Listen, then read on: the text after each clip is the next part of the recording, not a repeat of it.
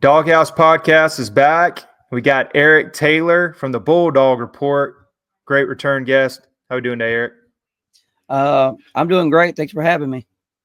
Yeah, man, I appreciate you coming on. And it's 27 days till start of college football, at least for Georgia, when they kick off against Marshall. Got a little fall air this week because it's been blazing everywhere hot the last couple of weeks. So I'm glad we're getting a little breather on that. Also, make sure to like, subscribe, share the Doghouse Podcast. We're really growing here. Really appreciate it. On the road to 1,000 subscribers. That'd be great. Eric, first question is, I know we got fall camp, summer camp that just started. Wanted to ask you your thoughts if Gunnar Stockton can lead Georgia to at least the playoffs and potentially a national title, or is Ryan Puglisi going to get a look, and does he have a short leash? I believe Gunner has every ounce of ability to get us to where we need to go. I think one thing that's being slept on about him is his leadership ability. All you need to do is go look at the SEC championship game when he got put in and when he lowered his shoulder into the defender and the entire sideline exploded. The entire team's behind him. He was a highly rated kid coming out of high school, and a lot of people forget about that. He owns a number of records for passers in high school for Georgia, the state of Georgia. So, yeah, I believe he has everything needed to get us to where we want to go. Yeah, completely agree. I know his way is turning. He knows the system. This is a Mike Bobo recruited him and had him briefly committed at South Carolina and then brought him over to Georgia. So I think there's a lot of positivity. I think that's key what you thought. The locker room has his back. And that's what Carson Beck lost last year in everything he was going through. So, yeah, I completely agree. Yeah, it does scare me a little bit, to be honest, because he does run hard, and that could be, concussion away, rolled ankle, any type. But I believe Ryan Puglisi has the tools. He's a little – he's still trying to, learn the offense. Maybe a little raw, as they say, but we do have that. But definitely Gunnar Stockton, I believe we have the people around him, especially with the new wide receivers that we have and the running game and all the different ones. And I've been hearing really positive things out of camp from Kirby, which, he doesn't give out compliments at all. So could be under the radar, sneaky good this year. So we'll see. Next question. Yeah, go ahead. One thing I wanted to touch on, speaking of Kirby and how he feels about Gunner, him taking him to SEC Media Days is huge. Right? That right there tells you how much trust he has in Gunner. That was positive because he doesn't take quarterback each time. I think I'm not even sure if he took. I think he took Carson Beck last year. It could be wrong, and I remember he took Fromm. But yeah, he doesn't take him every year, so that definitely shows there's a lot of confidence in him. Next question is, what position battles are you excited to see or hear about in summer camp? Definitely defensive line.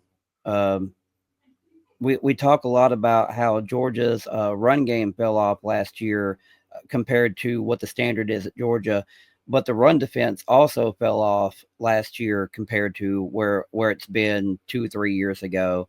But of course, then after the defensive line is also the offensive line. Georgia has got to get better at the line of scrimmage over what it was last year if it wants to do what it needs to do to get back to where it wants to be, which is the standard of where Georgia was in 21 and 22. Yeah, completely agree. It's I don't think we'll ever have that 21-22 with Jordan Davis and the other can't think of his name. I should know him. He's with the Eagles now. Jalen Carter, yes. You're not ever going to have that again. But this Elijah Griffin kid, what did Pollock say? He runs 20 miles an hour on the GPS. He's a beast. Also, Christian Miller is going to have a lot of experience coming back. So we got a lot of guys, maybe unproven guys. Yeah, I'm kind of excited if we can come in and have havoc rate, and also if we can stop the rush better, because I know that was a struggle last year. So that is one that I'm excited about. Another one I'm excited about is the running back room, and I did want to ask you, Nate Frazier, of course, is going to be the number one guy, but who do you think is going to be the number two guy, change of pace type back for Georgia? Going through the offseason, I would have automatically said Josh McCray, the transfer from Illinois. But I actually think after seeing some workout videos from Roderick Robinson, I think he's ready to go right back up to that number 2 guy. Yeah, I did hear about that. I perked up last week when I said he's big again. He's huge. I just hope he can stay healthy because he's just been so injury prone. I think it was a toe issue and only played one game last year. And I think he had a ankle injury in the spring game. I'm sorry. So yeah, I'm excited about that too. Also, you're gonna have Cash Jones, which is a good third down back out of the backfield. Always a good change of pace. Dwight Phillips, I think, is more of a gadget guy. He's really, really fast. And Bo Walker turns some heads. But yeah, Josh McCray, I think everybody was looking for him in the first game or first practice. I think he maybe had an illness, but hopefully he'll be. I'm excited about him. He'll be kind of maybe like a big bell cow back, change of pace from Nate Frazier. The thing that really excites me about the run game this year as opposed to last year is how deep we are in the running back room. It felt like we only had like 2 running backs that were healthy last year, and one was a freshman. Nate Frazier was a true freshman. Then That's you right. had Trevor Etienne, and I think Chauncey Bowens got some carries last year, but not too many. But Right. like this year, we have 4 or 5 guys that can carry the ball, and then you got Cash Jones and Dwight Phillips who can catch the ball a little bit better than the others. Get them out in space. So like, I feel a lot better about the running back depth this year than last year. Yeah, completely agree. Like when I started looking at the depth charts recently, it made me feel a little bit better. But I completely agree. There's a lot of like guys, a lot of quantity. We just got to see if we can get a lot of quality. And you can't run Nate Frazier in the SEC 20, 25 times.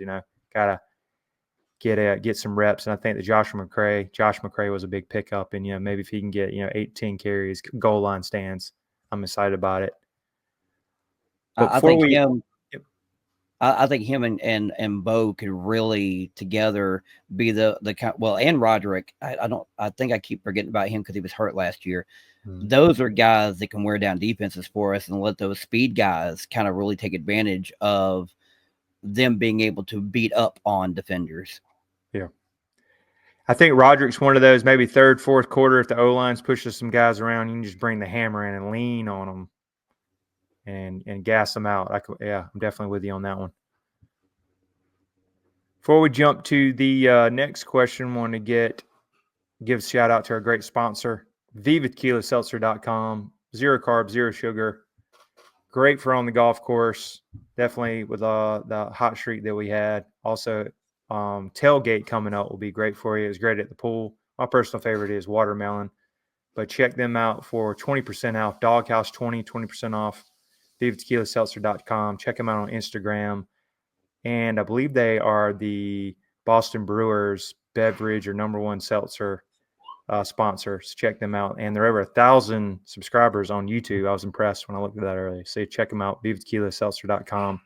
Great sponsor of the podcast. Yeah, next question I wanted to ask is Georgia just surpassed with Anthony, forget his name, the defensive lineman who he beat out over Georgia Tech. But anyway, we're #1 in the 2026 recruiting class, past USC, which is very impressive. But what's your thoughts on the recruiting class for 2026? I know we've struggled with Miami and some other Texas Texas who's been kind of out paying for players. But what's your thoughts on the 2026 class? It's really impressive, especially since there was a lot of reports out that supposedly Kirby Smart couldn't recruit in the NIL era, and then he responds to that by having the #1 class. I mean, yeah, it's not all signed yet, but I don't see how we fall outside the top 3. I still have faith that we're going to be #1, but you never know with the way things are. The way college football is now, you never know until you know. Yeah. But it is very interesting to see that Kirby's got the #1 class when he was basically put out to pasture because NIL is a thing now. The one thing that really impresses me is the guys we've gotten at the line of scrimmage. You just alluded to getting AJ Lonan. I think that's how you say his last name is Lonan. Yeah, Anthony London Jr. That's right. Clark Central. His motor reminds me a lot of David Pollock. Now, I'm not sitting here going to say he is David Pollock, but like he just gets after it and does not stop until the whistle blows, and you gotta love that. Yep, completely agree. They've loaded up on the defensive side of the ball. I believe it might be 7 linemen. Trey Scott, always a great recruiter doing work. Got us a big-time quarterback with Jared Curtis. I guess if I had to get a little nitpicky, I hope that we add another running back. I know Derek Cooper ended up going to Texas. I'm sure that was an NIL package. He only visited once from what I heard. So if they can get another guy in this class, I'll be happy because if you look at it, last 2 recruiting classes, you got one for this class, 4-star, and then you only had Bo Walker, who was a 3-star. So probably need one more just for depth, in my opinion. Absolutely agree. I think another off the top of my head, I can't think. I could have sworn we have a good wide receiver class with this one, but like their names are eluding me right now. Yeah, I think one of the highest. Let me look here. Highest. I know Craig Dandridge is a 4-star. He was pretty high. He's top 100 player. Another one is Tyreek Green. I believe he can be a running back and a wideout. Also another Ryan Mosley. Yeah, Ryan Mosley. He's on there. Yep. Yeah. He's a 6'4" wide receiver from out in my area. I'm hoping to actually go see him play Carrollton, sometime this year. Right. And then, of course, you got the 5-star tight end, Caden Prothero. Of course, Todd Huntley always gets his guy. Guy's loaded, man. Absolutely. Like you could just pick a position, linebacker. I think like you lose Tyler Atkinson, and then you pick up Abrams, and again the name eludes me. There was Abrams. Who else did we pick up? We picked him up like that. Tootle, Shadarius Tootle. Yeah, we flipped him from Auburn. 4-star. I mean, yeah, like you said, top to bottom, like pick a position. Every position is very strong. So it's a big class too, man. 31's a lot.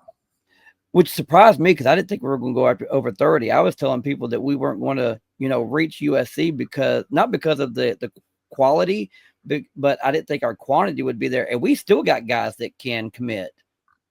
I don't think Kirby's done. Yeah, especially this much hay in the barn. And also, you could always flip. There's no telling. One of these teams struggle, 8-4 out of the blue. Hugh Freeze, man, might as well just start poaching from all those Auburn recruits. Something like that, That whole story was crazy. Yeah. Speaking of that, give a little shout out to the Bulldawg Report here. About to pull up some stats since we were just talking about him. SEC Positional Blue Chip Ratio. I believe you sent this over to me a while back. Very interesting. Of course, George is pretty loaded here. Anything you'd like to share on this graphic? I knew that we recruit linebacker well. I had no idea that we were 100%. Like every player on the roster at linebacker is either a 4 or 5-star player. Like that blew me away. I guess it shouldn't have, but it did. The opposite tackle position makes me feel better seeing that this year, because last year a big problem with our offensive line was we were playing guys out of position at the tackle position because of the lack of guys available to actually play that position. So to see that we actually have offensive tackles that are over 80%, 4 and 5-star guys now makes me feel a lot better about that room. Completely agree. And our tight ends. Another one is on the blue chip ratio. I believe Georgia has more percentage of 4 and 5 stars than Texas. And, everybody's all over Texas this year. So that'll be kind of interesting. Sure, it's a lot of the hype over Arch, but that'll be interesting when they match up. And then Georgia, beat them obviously last year. I don't know if you heard this stat either. Georgia beat Texas twice last year and did not throw a passing touchdown. I don't know if you knew that. I heard that the other day. I was like, wow. I didn't realize that. Yeah. That's crazy. So maybe Gunner can throw a couple this year, get maybe 2 touchdowns, over 200 yards, run around a little bit. I think we'll be okay. Got him at home. Be interesting to hit Noah Thomas on a long touchdown, kind of grind it into him with a former Aggie. That's right. That'd be really good. Speaking of the wideouts, looking at that, because I know we got a lot of got transfers and everything. Who you think would be the number one guy coming into the season? He'll be the go-to guy. Let's say you're down by 7 in a big game, got to go get one. Who do you think is going to be the guy? I think it's going to be Kobe Young, because Kobe Young was in the system last year. He's actually ahead of the rest of the guys that have transferred in. He had an unfortunate situation come up last year and he couldn't play. But I believe as of November, he's been practicing with the team as of November. He wasn't playing in games, but he was, still getting comfortable in the system with the guys. And so I believe he'll be the guy that's, when everything's on the line, he'll be the guy you look to. But I don't want to undersell guys that were here last year, like London Humphreys either. I saw a picture that John Gruden put up when he was at practice the other day, and London was running with the 1. So, you never know. Yeah, I saw that. Speaking to John Gruden, I'd take him in a heartbeat if he wanted to come do some analysis. Come on down. Oh, absolutely. I'd take him. Chucky, man. I feel like whatever he did and got fired, he can be short-term memory here. I'd take him. Absolutely. I've been a fan of him since he was the Raiders head coach. So I'd take him on in a heartbeat if he wanted to come down here. Yeah, man. Any type of knowledge in the room, man, just always helps. Also, do you think what capacity do you think we're going to see Will Muschamp? I know it says still with the team. Think we just give him more analyst work, or?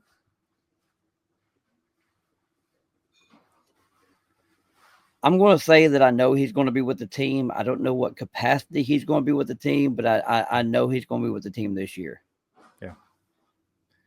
Any added knowledge? I'd rather, of course, have him than not have him. I was a little bummed when they said, hey, he's no longer with the team. But then Kirby came back, maybe threw him a little bit of money. He's like, all right, give you whatever salary to come and help us.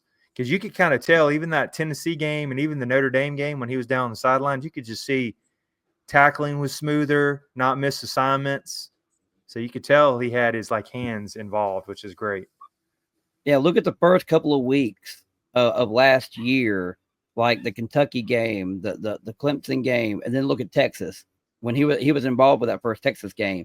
And our defense was completely night and day when he was involved on game day, not just on practice week. Yep, completely agree. Will Muschamp, great coordinator. Wouldn't want him as a head coach, but great coordinator, and he's a good recruiter. That's something that I think some people will look at a failed head coach and forget that they're a great coordinator. Some guys aren't meant to be over the entire team, but they can be over a unit and be elite. Oh, yeah. Completely agree. One other stat I wanted to share. This is on the Bulldawg Report on Twitter, which Eric's ahead of. SEC Football 2025 preseason power rankings. Got Georgia up there, which was it 53-5? I believe that might be under Kirby Smart. But anyway, these numbers are crazy. Interesting that we only have 39, almost 40% returning production. Texas A&M 60%, and there's Vanderbilt down there with 63%. They had a decent. But anyway, all these numbers are really interesting. Anything that stands out for you on this slide? Graphic. The funny thing that I see is Texas is down there at number 6, but they're actually top 5 when it comes to their amassment of talent. So I thought that was interesting. I guess what brought them down was again they're around 40% of returning production. That's something a lot of the media especially doesn't want to talk about because, like you alluded to before, all the Arch Manning hype, but they lost a ton to the draft this year. Did they lose four linemen too, I think? Oh, I don't know the exact numbers, but I know they lost a lot on the line of scrimmage. Yeah, 4 starters. Yeah, and those first numbers were the record over the last 4 years. right. Yep, that's awesome. Yeah, and Texas A&M only 56%, LSU 66% over the last 4 years. That's interesting. The weird thing is, I see Texas A&M. I mean, I gotta be clear about that. I see them in the top 5, and I'm like, I'm looking over it, and I'm like, that's got to be their talent, like as much talent as they have.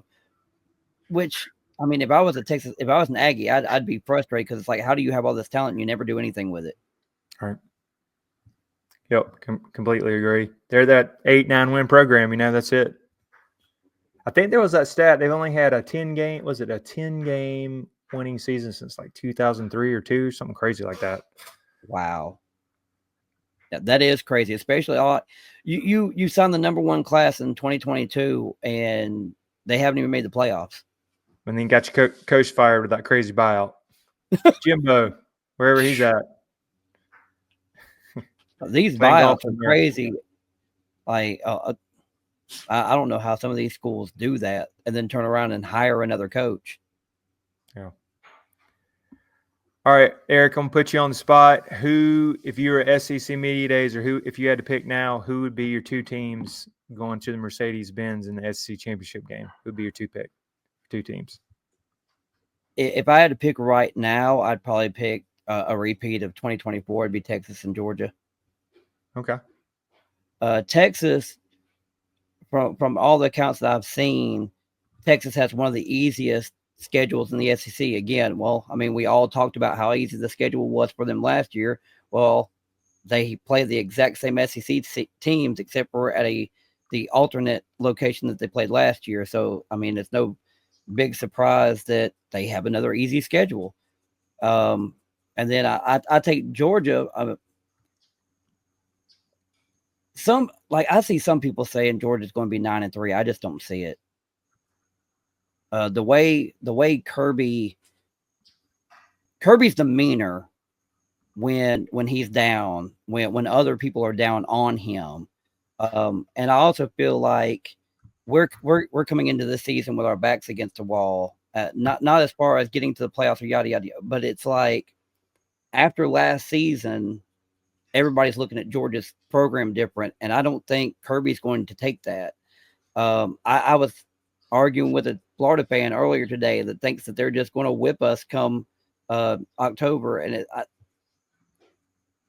that's one game. That is one game I know for certain that Kirby, no matter what our record is, no matter what the situation, he's going to circle that game. If we win one game during the season, it's going to be Florida. So I don't understand why. And it's not just Florida fans. The media, there's I wish I remember the name. There was an article that was written about us missing the playoffs. It was a bold prediction that has us missing the playoffs, and one of the teams we lose to is Florida in that prediction. And I'm just, I can see us possibly losing to Texas, possibly losing to Alabama, because I mean there's history there. When you go outside of those 2 games, I'm like, I could see us struggling with Auburn because it's at Jordan Hare.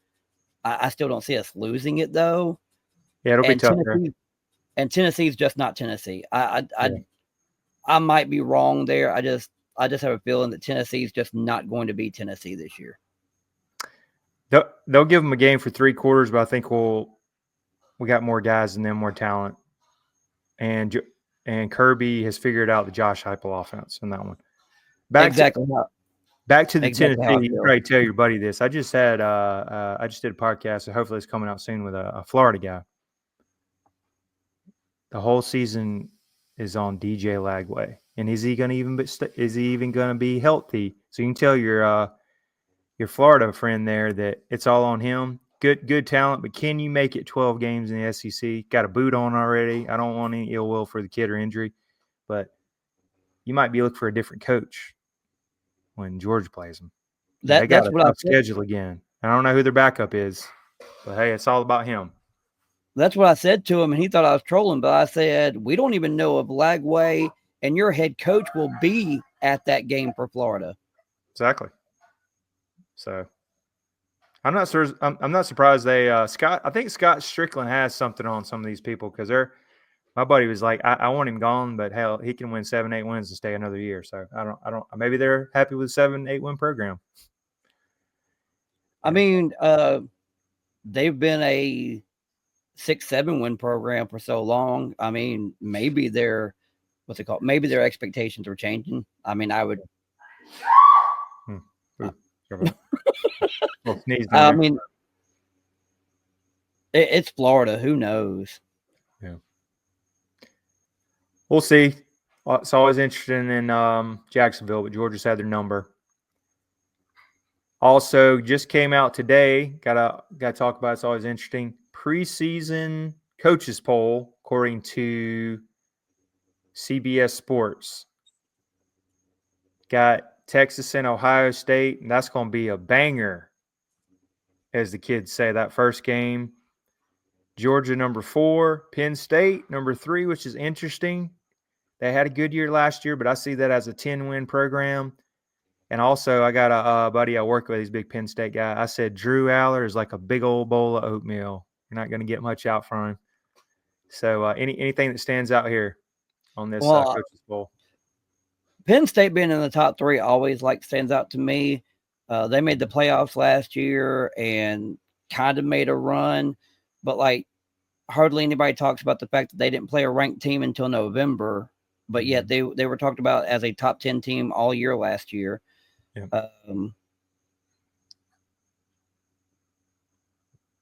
Outside of that, Indiana's ranked again, and Indiana played 2 ranked teams last year and lost to both of them, but somehow was a playoff team.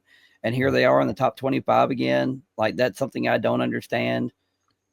I'll say a surprise at me just looking at it. I'm not sold on Miami with Carson Beck. I know we got a little ill will towards him. Not sold on that defense is bad. They lost a lot.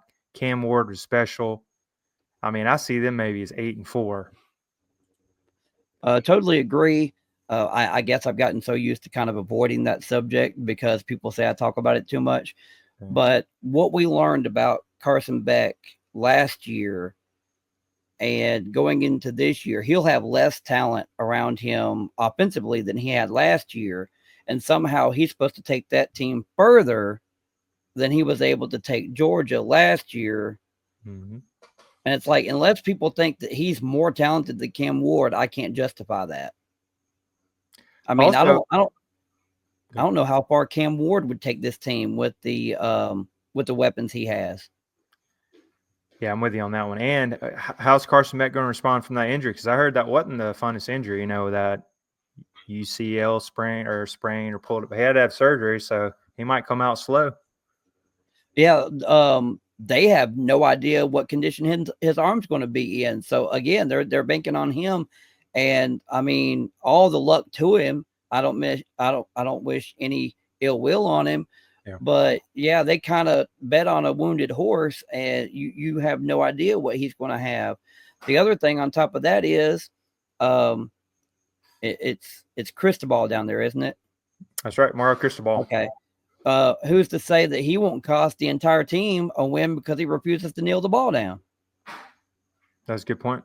He's got to do something with that defense. I think the scary teams to me, just because they're loaded on Annis less, is I think Clemson is going to be legit. You can plug them in the playoffs. They got Cade Klubnik, solid quarterback coming back. Got a lot of guys coming back. They had some real good coaching hires. I'm high on them. I think Oregon, from what I've been hearing, could take a step back. Lost a lot of guys. Don't know who the quarterback's going to be. LSU, you're going to find out right away because they got Clemson. And I think I don't know if it's quite hot seat. It might be a little warm seat for Brian Kelly. He needs to get, SEC championship playoffs at least, 10 wins. Michigan at 14, looking at it, coming off theirs. I know they got a lot of high hopes on this 5-star. Also, I think the coach isn't he suspended for the whatever's going on there for 2 or 3 games. If that's true, I'm not sure if the official punishment has come down for that yet.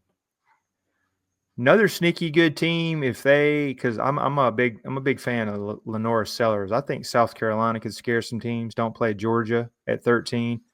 I don't know what's Illinois doing at 12. I know Illinois beat South Carolina in that bowl game. That's interesting at 12. Florida at 17 and Tennessee at 18 is interesting. Just looking at this, that's getting some love. But. Yeah, I can understand Florida to a degree because when the media loves a quarterback, they put so much importance on that position that I could see. I mean, like you said before, really all the hype behind Florida is DJ Lagway. It's the same way with Texas with Arch, which is weird because when you get to Tennessee, nobody wants to talk about it's their quarterback situation that's probably going to make them to take a step back. And one of the issues with that situation in Tennessee is, again, a lack of weapons. Yep.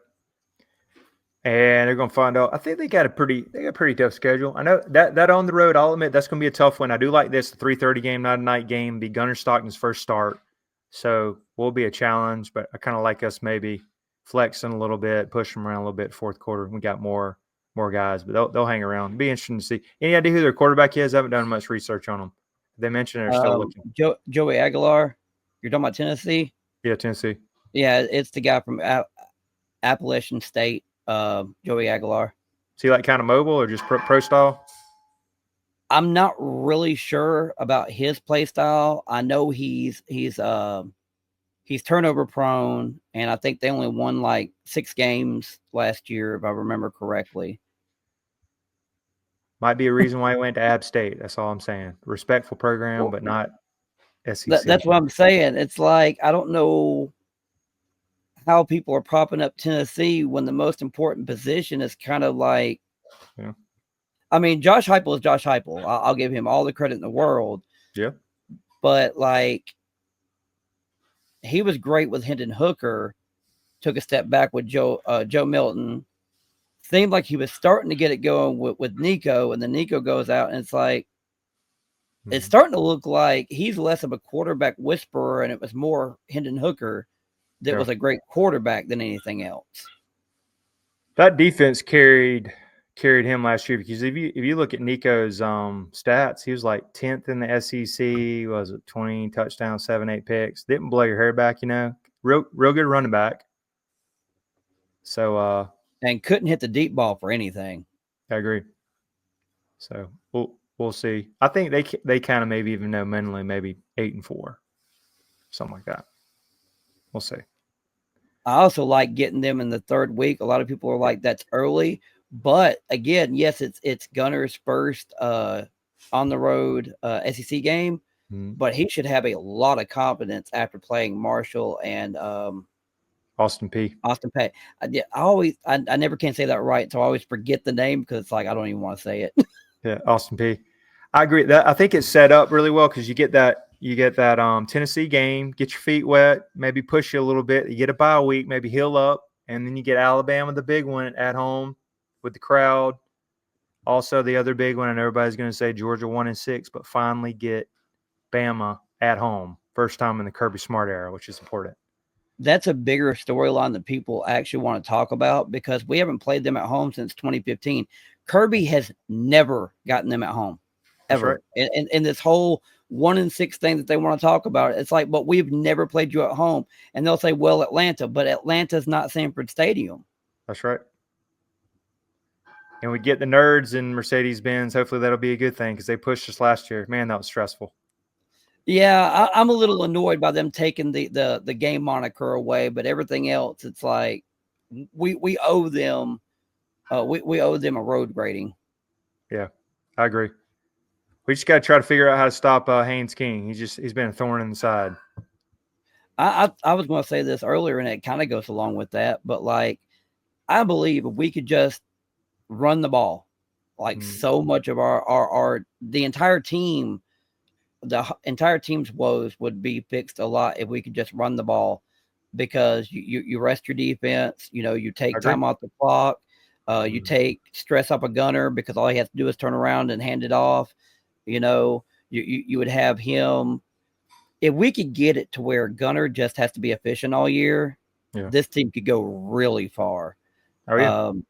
And it was so good to hear that was one of the first statements that Kirby made in his press conference to open up fall camp. Was he was talking about running and stopping the run. I'm like, that's really all we need to get back to. I agree. Hit the nail on the head. Hey Eric, appreciate you coming on. What is how do we follow you on social media? Got your Bulldawg Report, got over 5,000 followers on Twitter. How's that been going for you? And also we got your website here, which I like this. This is pretty cool. BulldawgReport.com. I don't blog as often as I probably should, but Twitter is always fun, especially with the rival fans and stuff. It's a good time. I can't wait for the season to actually start though. So like, I could focus more time, actually breaking down what Georgia's doing as opposed to just trash talking. I'm actually, you wouldn't think it on Twitter because I get bored so much in the off season, but I really don't like talking season. I'd rather actually have things to talk about rather than be like, we're gonna, I want to say we did. Okay. I like it. Check out Eric on the Bulldawg Report. He's got some great stats and everything right there, growing, getting close to 6,000 followers. Check him out and really appreciate him coming on the podcast. I think he came back in 2023. So, yeah, great to have him on again. Thank you, sir. Awesome. And if still around, make sure to like, subscribe, share the Doghouse podcast. Got some great content coming up, and we're right around the corner. We're going to have Thundercast. The Marshall guys are going to be coming on week 1 when Georgia plays in the first game. So can't wait. All right, Eric. Thanks for coming on again. Give you a go Dogs. Yes, sir. Go Dogs. Go Dogs.